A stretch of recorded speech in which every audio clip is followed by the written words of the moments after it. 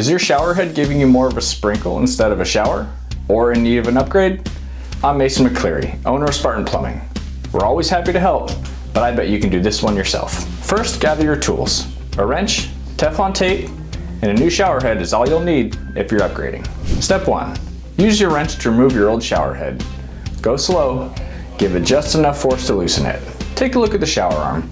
If it's gunked up, you want to make sure it's clean and tidy before installing the new head. Step 3. Apply some Teflon tape. Just a few wraps. We're not trying to mummify the fitting, just get a good seal. Step 4. If you're just cleaning the old head, soak it in a bag of vinegar for an hour. This should loosen the mineral deposits that might be stopping things up. Step 5. Screw the new head on by hand first, then use a wrench to tighten. Again, we want things snug, not over-tightened. Step 6. Test it out. You did it! You're a lot better plumber than I am at making social videos. If you've got a bigger project, give us a call. We're happy to help.